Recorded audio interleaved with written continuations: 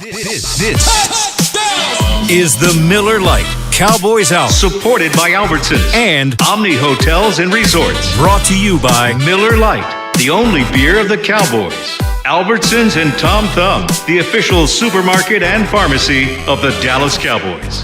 And by Geico. 15 minutes could save you 15% or more on car insurance. Now, your hosts, Taylor Stern and Brad Sham. And welcome, everyone. It's the Cowboys Hour. It's a new week. It is. Thank you. How quickly can we do that? Well, Brad, I want to ask you things about it, though. Okay, before we do that, let's thank everyone for being with us wherever they are on the Dallas Cowboys Radio Network. Special guest this week will be Cowboys running back Ezekiel Elliott, who is it was a little change in the schedule, and then we're going to visit with him about what I think for him is a really good start to his fifth season. So Ezekiel Elliott's coming right up. This is all a schedule change thing. These are the coaches. Yes. But here's the one I want to know. Uh-oh. Have you ever seen a team turn it around after a bad first quarter of the season? All bets should be off this year anyway. True. Because of asterisk COVID. After asterisk. Yeah. I mean, then when you start with a new coaching staff, there's just so much that has to happen. But look, people don't want to hear it when things don't start well, but there are Cowboy teams that came back from bad first quarters of the season. I've only done 42 of them, so I can't remember. Just all a few, yeah. Just so incomparable. Yeah. You know that. None of them, I've never met a player who walked out onto the field wanting to do poorly. No, but and I'll ask Zeke about this in a roundabout way. Global pandemic, to go back to work, you have to adapt, and you have to do the Zoom calls and X, Y, and Z, and you've got kids at home learning and all of these things. Well, then imagine doing it on a professional level as far as football, and you got to act like it's just a normal year, and it is absolutely not. Sure, but teachers have to do that. Everybody has to do that, and it's just hard. What the life that we're in right now is hard. But I had a boss once who used to say if it was easy, we'd have gotten somebody good. I never knew what that meant, but I always knew that I didn't like it. We will take a break, and Ezekiel Elliott will join us on this week's Miller Lite Cowboys Hour. We want to remind you to get your tickets now to see the Cowboys take on the New York Giants at AT&T Stadium on Sunday afternoon, October 11th. A limited number of tickets are on sale now. Get yours at DallasCowboys.com/tickets. And the Miller Lite Cowboys Hour is brought to you in part by Albertsons. When it comes time to shop for tailgate favorites, go to Albertsons and Tom Thumb. Get 10% off your groceries every Dallas Cowboys game day when you wear your Cowboys jersey. Albertsons and Tom Thumb, the official supermarket and pharmacy of the Dallas Cowboys. They're selling a lot of those 21 jerseys at Albertsons and Tom Thumb and everywhere else. And we'll be back with the guy who wears the real one, Ezekiel Elliott, when the Cowboys Hour continues.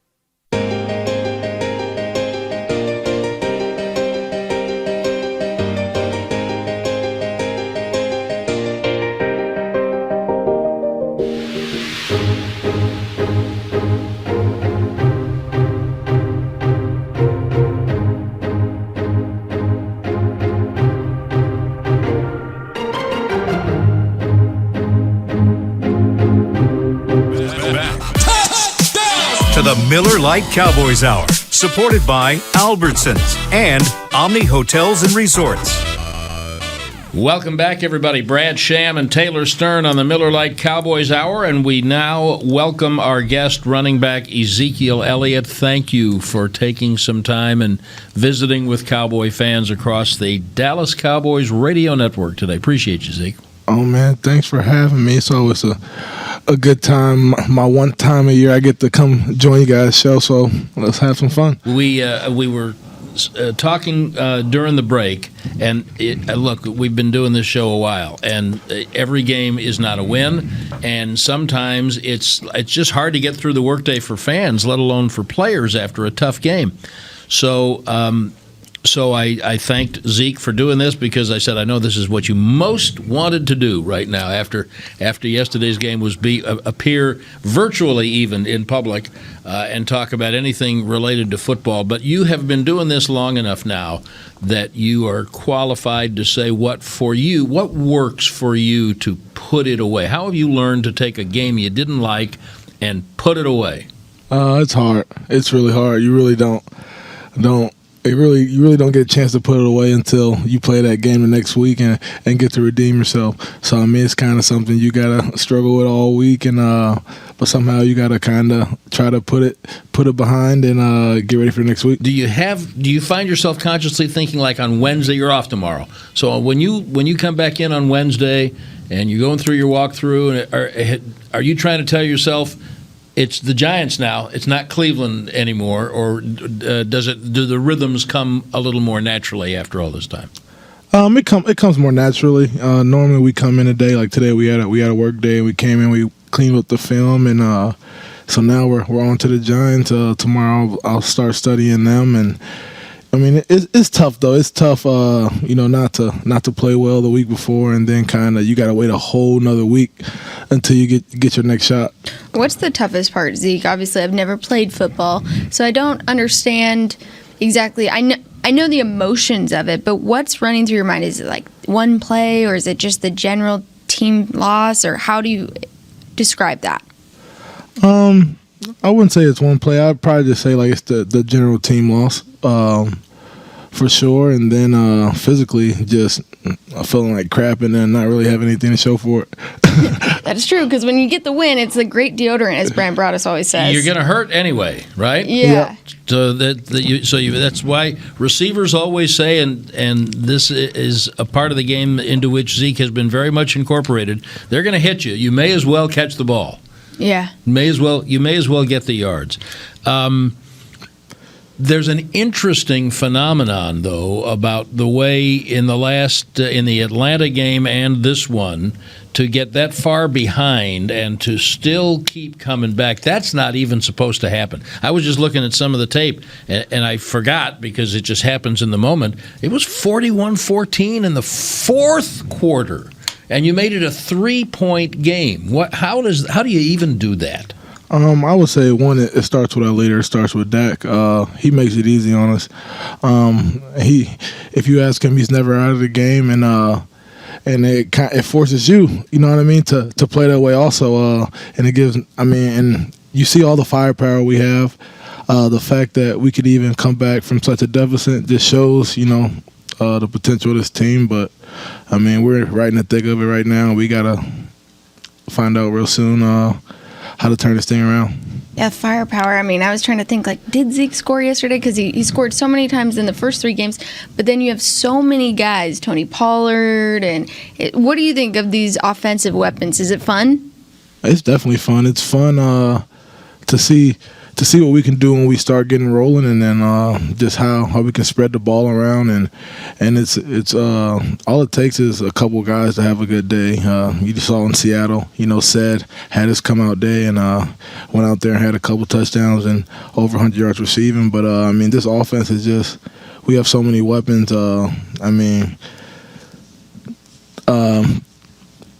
About all it takes is 1 or 2 of us to go off, and it's good for the offense. So a quick thing about holding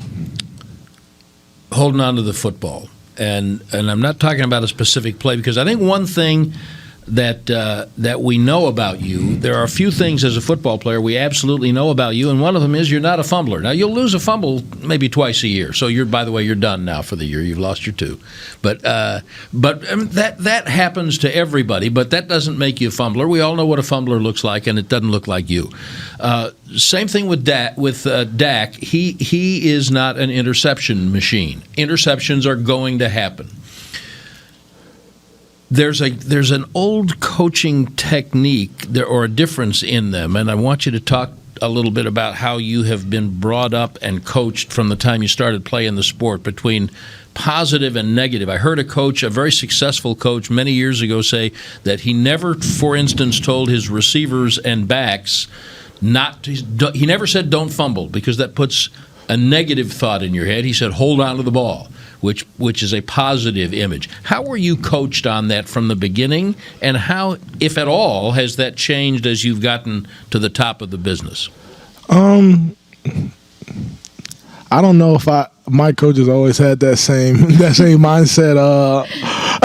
They were saying don't fumble? Yeah, don't fumble. But I mean, the way you have to look at it is when you have that ball in your hands, it's kind of like you have the fate of the team in your hands, and you got to carry it that way. You got to carry it with that type of purpose. You know that you have the team's fate in your hands, literally the whole entire team, the whole organization, the whole fan base in your hand. And if you lose it, you're letting everyone down. So, I mean, that's how you have to approach it.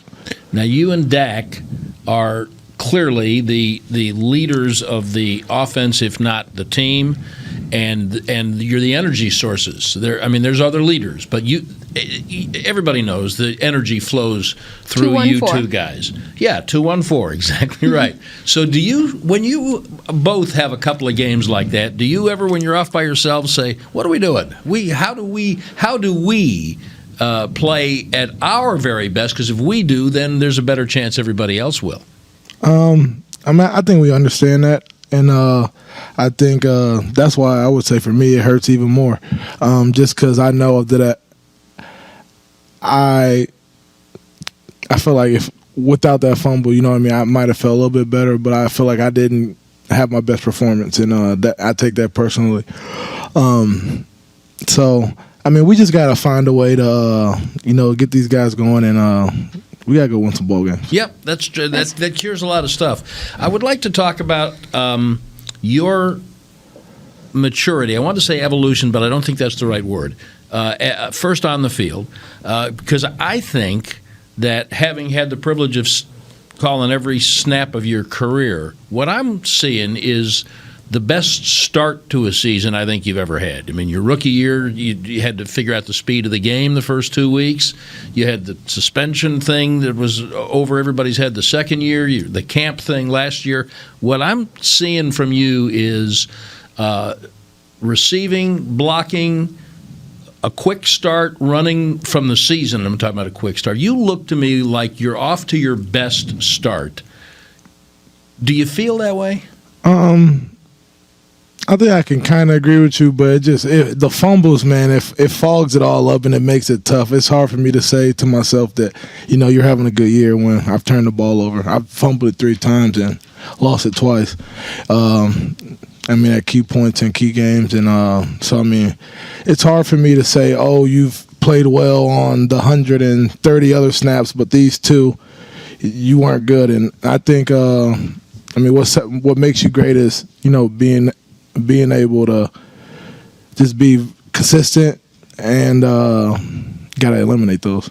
So on a team like this, with, as you said, so many weapons and different ways to attack, it's perfectly possible and feasible even that the offense could flourish with you not getting the most yards you ever got rushing in your life. How do you judge yourself? Well, how do you measure yourself? If you came into the league and we asked you that, you might have said, well, I want to lead the league in rushing.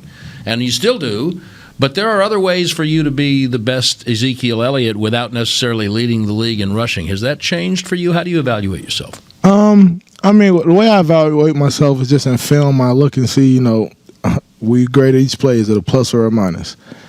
And I've played good football this year, but just those 2 fumbles, man, they kind of just tipped the balance, and just 2 plays I wish I could get back.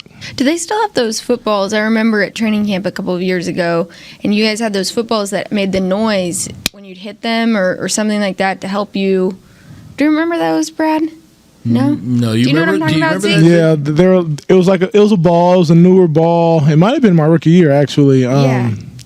And if you were squeezing it the right way, like had enough pressure on it, it would make like a little ringing noise. Yeah, and I remember they were doing these drills where they would try to do that, and it was all focused on securing the ball.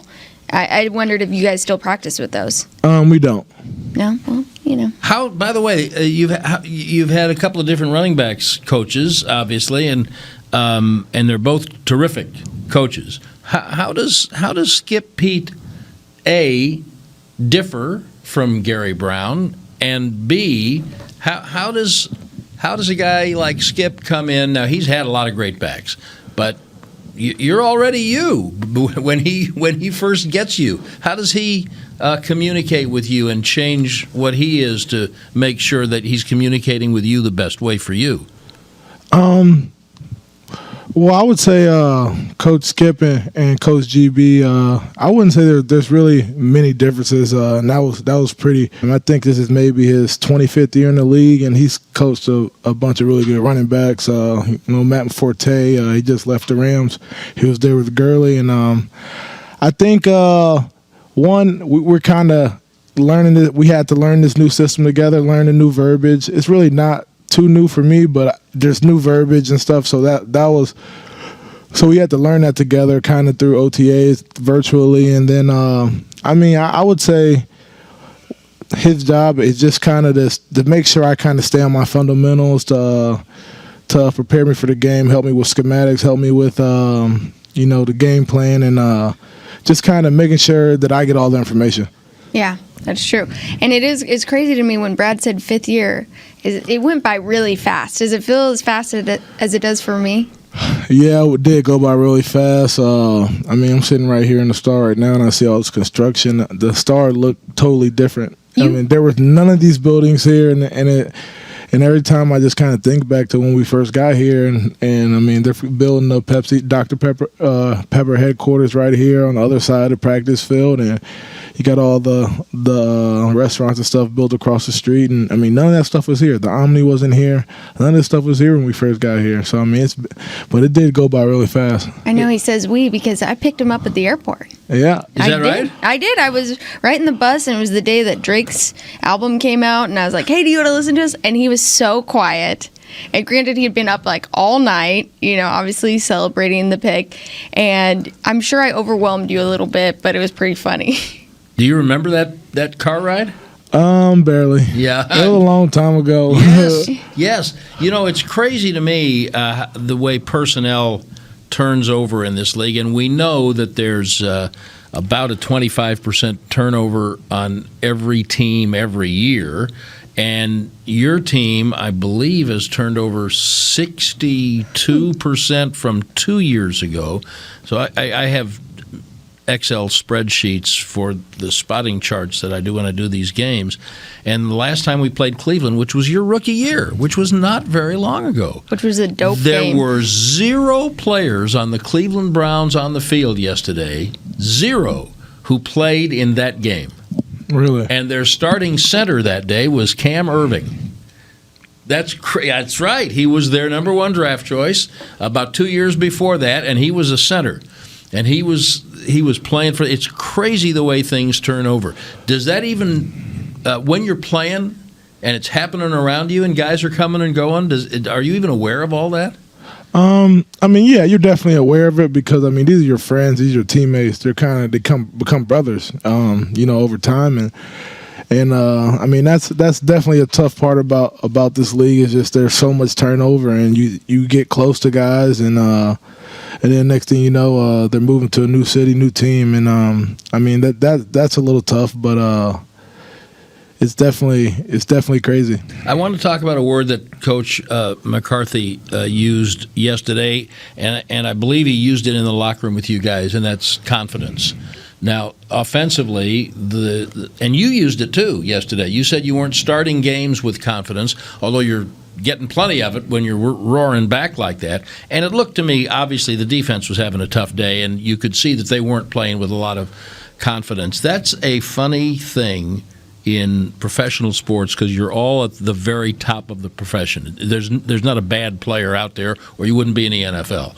And yet you can feel less than confident. How elusive is that? What happened? What do you feel like when you're not feeling confident?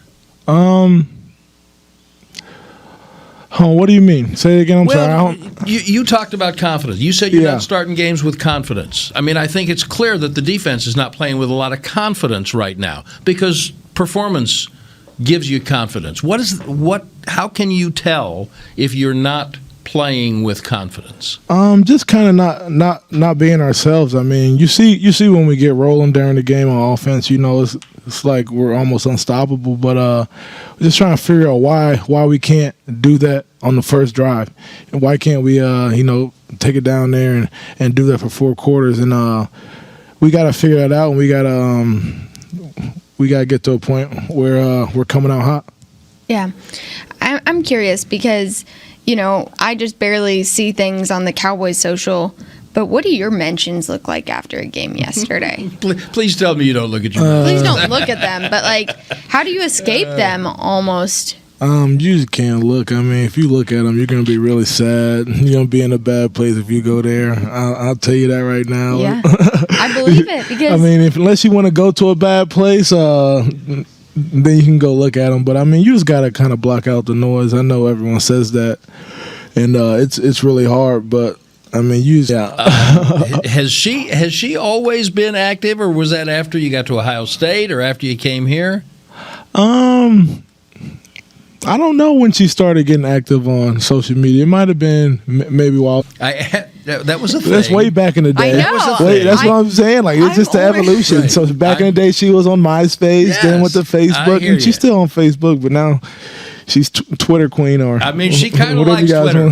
She likes Twitter, doesn't she? And Twitter likes her. Twitter. And Twitter does like her.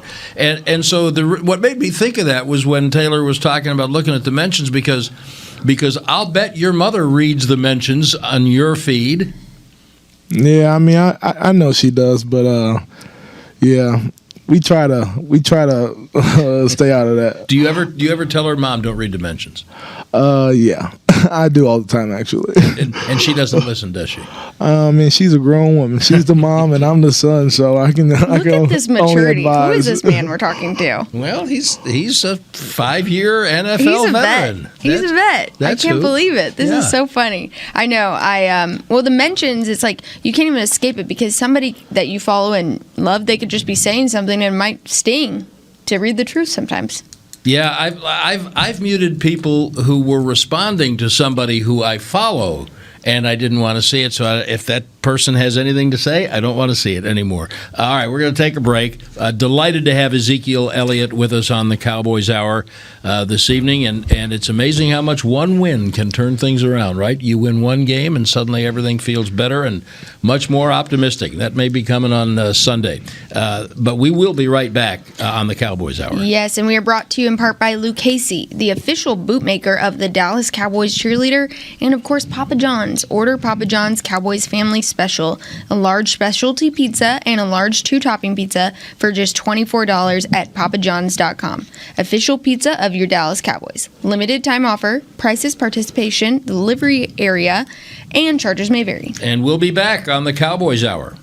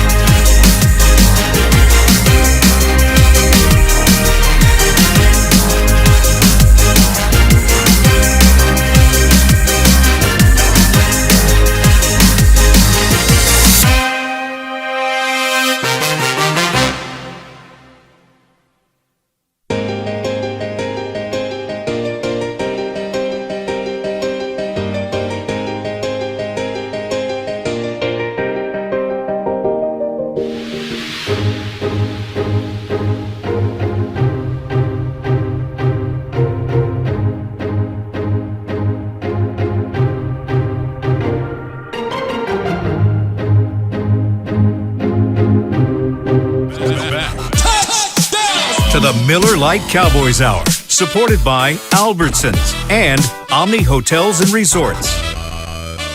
Welcome back, Brad Sham and Taylor Stern, and our very special guest, Cowboys running back Ezekiel Elliott, this evening on the Cowboys Hour. We were talking during the break, and Taylor was talking at the very beginning of the show about how difficult it is to adjust to life in this 2020 pandemic world. It's just unnatural, and everyone has, and that kind of made me think about the fact that you know better than probably anyone here what it's like to have this thing.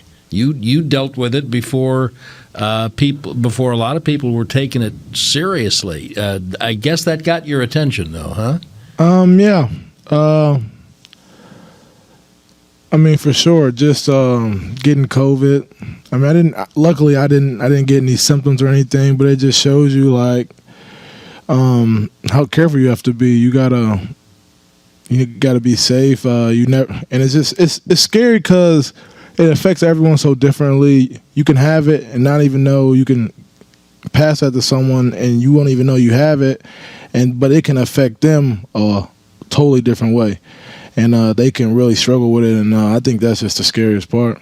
Can you talk a little bit about, and don't tell us any secrets, but I mean, you guys self-imposed a bubble for training camp, so you were able to stay completely healthy. And as we look around the league tonight, there's going to be 2 games instead of 1 game because one guy on one team and one guy on another team tested positive, and they had to move it back. And obviously, the Titans are having some stuff to deal with right now.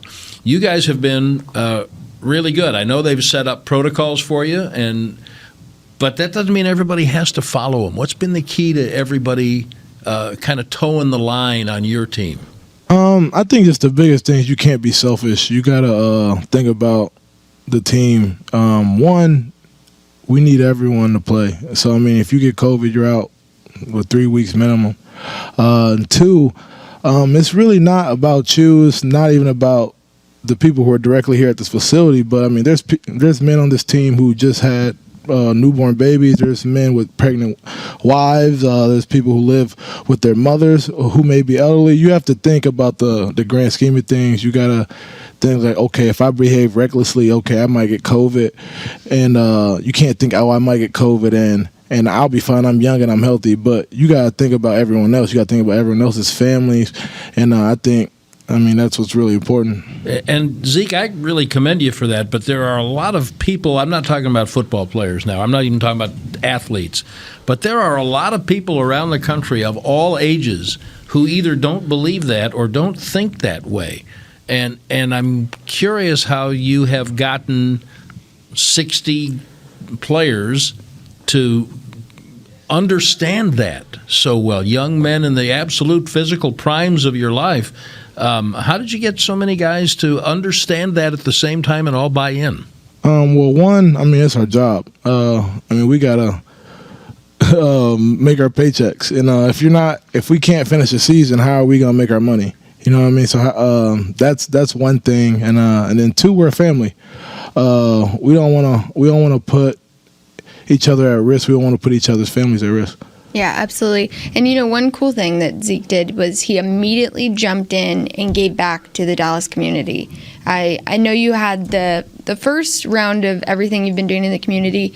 You were giving the meals to North Texas Food Bank with the custom shirts, I think it was, or was it the team? You teamed up with the Shop Center, or I'm forgetting. So I teamed up with Center, and we did a merch drop, and we donated all the proceeds to the North Texas Food Bank. And he's being modest. It was a lot of proceeds. I think it was like 75 grand. We raised either 75, 80 grand to feed families in the DFW area. Yeah, and that feeds a lot of families.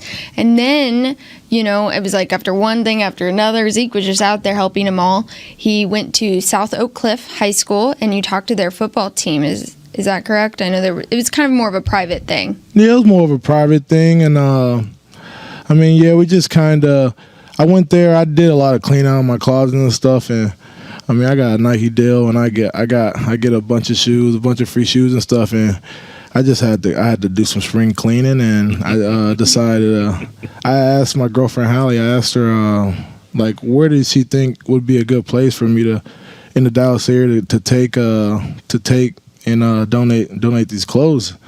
And she recommended Sock, and I mean, it was definitely a great experience. That's awesome. Well, he's got a good influence in his life. He's got a lot of good influences in his life, and now you're becoming a good influence. When did you realize that you were not a role model only when you came to the Dallas Cowboys? You had to have known there were kids looking up to you when you were a Buckeye, and my guess is there were a lot of young kids watching you play high school sports in St. Louis who probably said they wanted to be like Zeke. When did you first realize that people were looking at you differently than they were some other people? Probably college. 'Cause, I mean, high school football in high school football in Missouri, it's not the best. We don't have the grand stadiums that you guys have here in Texas, and we don't have all that. So it's not a religion up there. No, it's not. It's not quite. But probably when I got to college, and I just saw just the hype around Ohio State, and just the love of the Buckeyes, throughout the state of Ohio, and just. Just the kids waiting outside when we do our walk, like the walk on the way to the stadium. Just the kids and fans waiting outside there, and it was like, wow, this is real. Now, how did that change? Sorry, Taylor. No, you're good. How did that expand, if it did, when you got here? I mean, it's like Ohio State on steroids. So, yeah. Did you have anyone who walked you through those moments, like somebody at Ohio State who was like, hey, here's how I've handled stardom, if you would? No, not really. I just kind of figured it out. He just does it all the time. I mean, I just kind of figured it out. Yeah. But yeah. On your own. But he had his mom. He had his family. I had my mom and my family, but they didn't even know what to expect. We kind of figured it out together. You have Coach Meyer at Ohio State. The coaches, they were great, in college and stuff. But I think it was just kind of something I had to go through.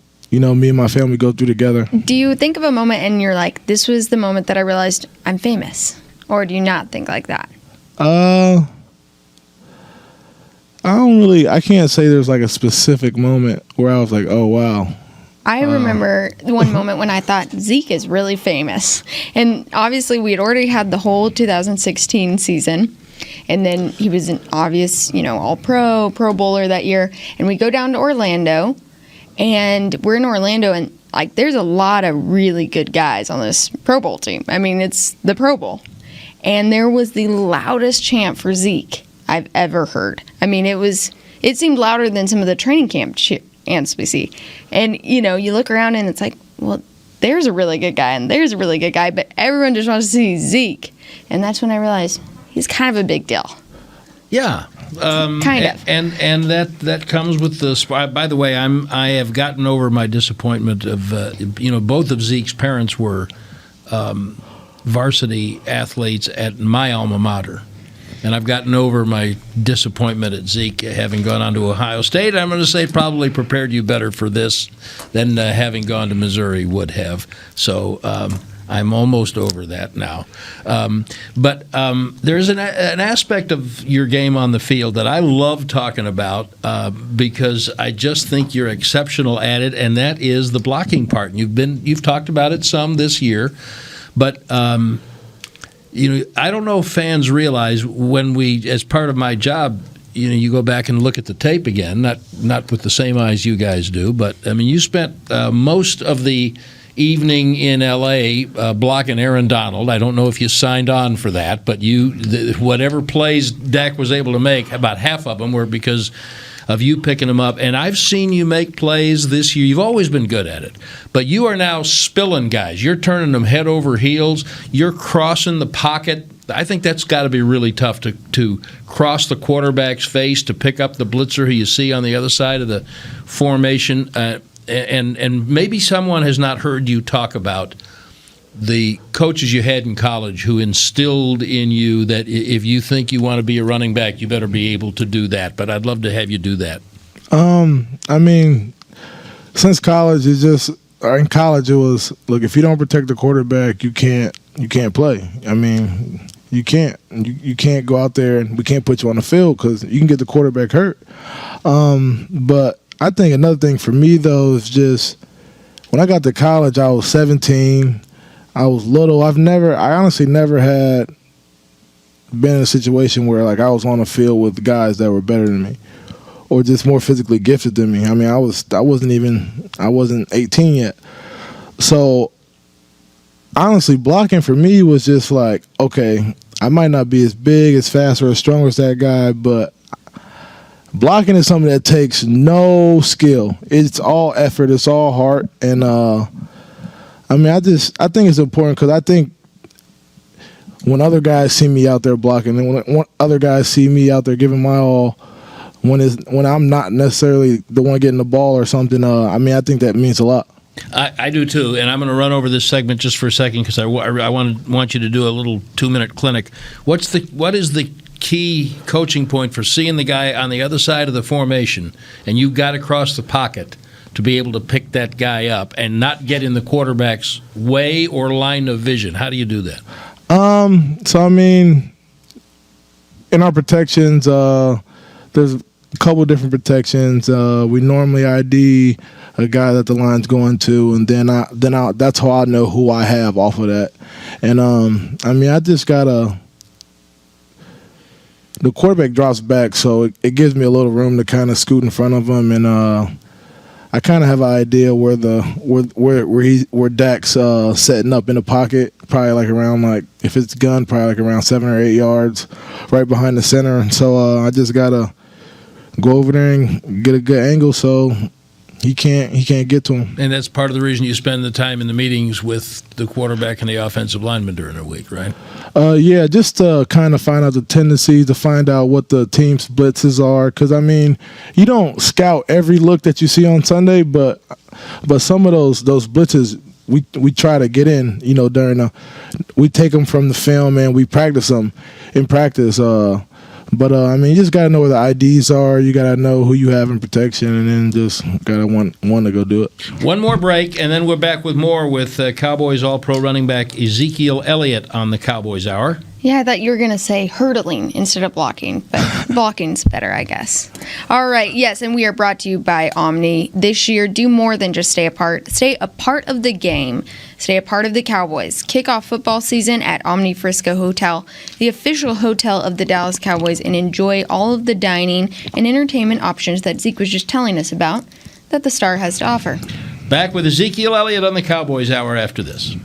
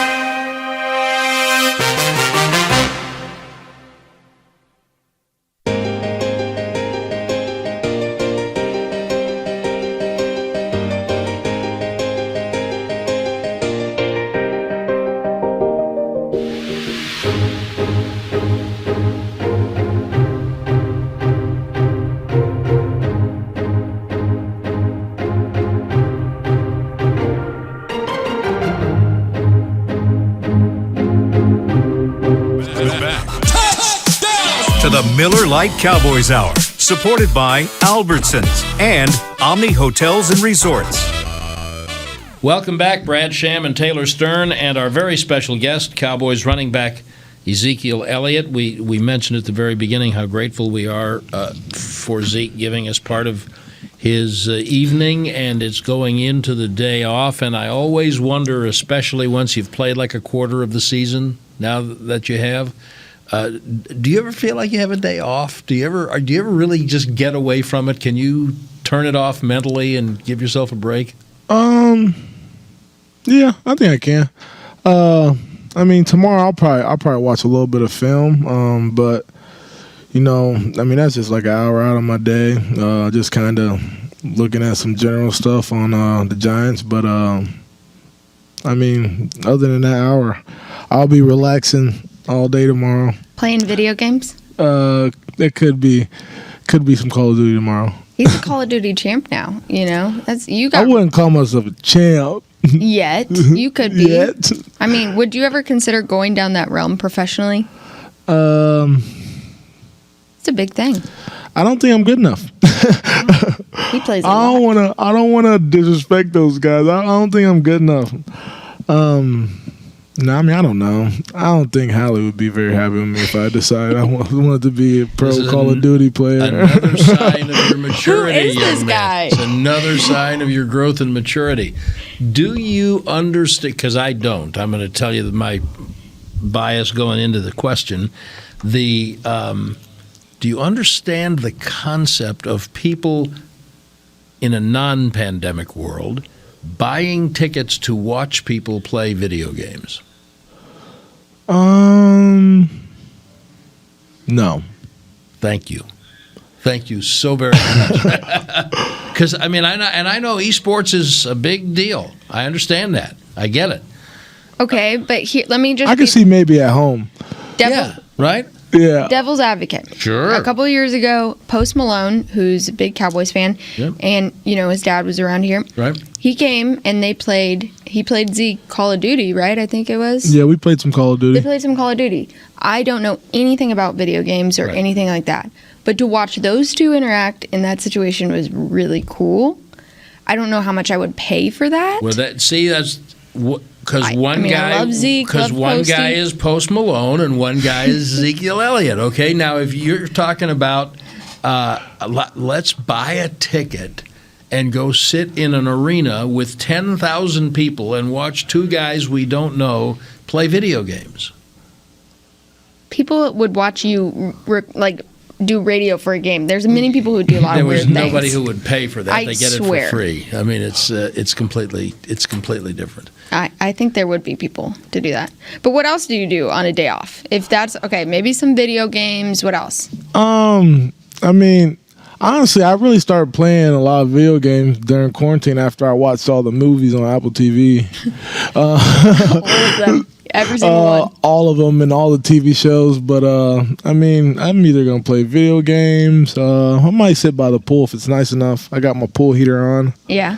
Play with the dogs? Yeah, play with the dogs or just try to find a movie I haven't seen. What's the movie that you saw that you liked the most during quarantine? Let me think. Action, adventure. Recently, I really liked Mulan. I liked it too. I liked Mulan a lot. That was pretty cool. That might surprise some people. What'd you like about Mulan? But I just kind of like the story. I think it might be more of I loved it when I was a kid, so I was just excited to see the. Did you miss the music though? Yeah, I did miss the music. I miss the music because and obviously Zeke and I grew up around the same time, and Mulan, there were all these movies that came out and they had just jam-packed music. And when Mulan came out, it had the great story, or this what do they call it, live action now? Mm-hmm. But they had none of the songs, and I really did miss that. Yeah. Because some of these other live actions, they've kept the songs. Now, how about series that you mentioned Apple TV? Apple TV's got a lot of great stuff. Netflix has got some good stuff up now, Hulu. And what series catch your attention? I rewatched Game of Thrones, I'm pretty sure, the whole thing. Casually. Dang, what have I been watching? I think recently I've been watching True Blood. I don't know how I feel about it, but me and Hallie are on season 6, so we're almost done with that one. Don't know how I feel about it, but I've spent hours. Let me see. What else? What are some good things? Have you seen For All Mankind? No, I haven't seen that. It's honestly really good. Have you seen it? I have not seen For All Mankind. You would love it. Give us a synopsis. Synopsis is it's the space race back in the 60s, and it's if Russia had gotten there first. So it's a little bit of a plot twist, like, what is that called? Like historical fiction? Yeah. It's historical fiction. And it's actually really good and interesting and very much into teamwork and female power, which Zeke is a huge fan of. For all mankind, is it called? For all, like as in you Neil have to text me the name Armstrong's of that, statement or on DM when me he or walked something. on the moon. Yeah. One stride for all mankind. Well, if you like that, you might like. You ever watch The Man in the High Castle? Yeah. No, I've never seen that. That is built on the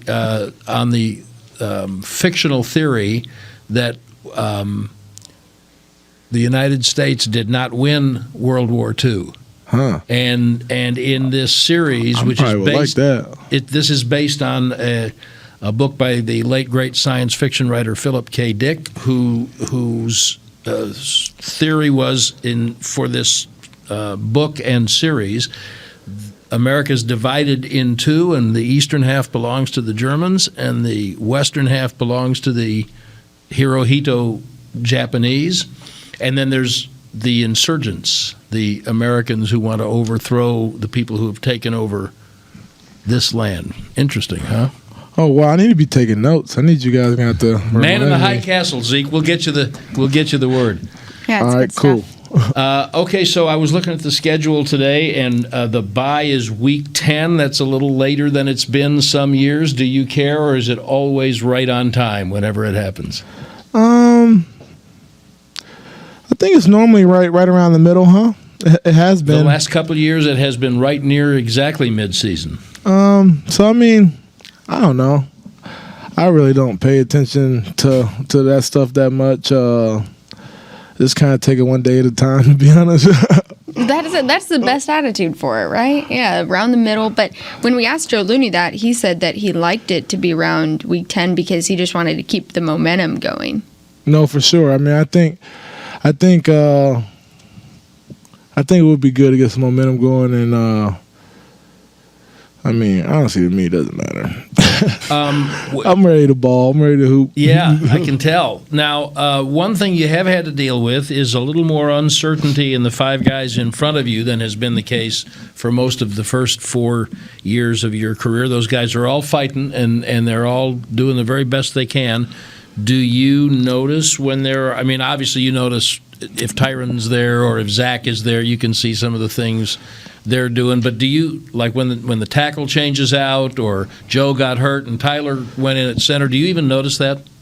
I mean, you kind of know some coming in, but once the game gets going, it's like I might look over and be like, oh, Tyler's playing center, or yeah, it would kind of surprise me, but I mean, I would credit Coach Philman and just that group because at first in camp, they were just practicing what we'd be in the middle of a team group, and it'd be like a bunch of different linemen at different places, and I'm just like, why are we doing that? Like, and then like now you look at the season, it's like I think 2 weeks ago we had Zach at right tackle. I probably didn't even know he played tackle in college until last year. But I mean, those guys, they're really banged up, and but they got a good culture in that room, and those guys, they're working their tails off, and just the fact that they're so versatile and able to move around. I mean, that's one thing, and I mean, I think that just is a true testament to the group of that group of guys in that room. Yeah, well, you always asked him earlier about blocking. Back at Ohio State, they were called the slobs, the offensive line, right? Yeah, the slobs. And Zeke was always kind of petitioning to be one of the slobs, like he wanted to be one of them. And so, it all makes sense now. Oh, that's like Sean Lee wanted to be one of the hot boys. He felt left out. Yeah, he wanted to be a slob. Did they let you in the slobs? No, I didn't have a big enough gut. Oh, see. It's actually a good thing. Yeah, no, I think so. It's one of the requirements. Zeke, we really very much appreciate the time, and I know what a beating you take and how important your rest time is. It's really fun to watch you grow and mature and become the person as well as the football player you are in year 5, and we're looking forward to all the rest of it, and thank you again for the time. No, thank you guys for having me. That's Ezekiel Elliott for Taylor Stern. I'm Brad Sham. This is the Cowboys Hour. This has been a production of DallasCowboys.com and the Dallas Cowboys Football Club. How about this, Cowboys?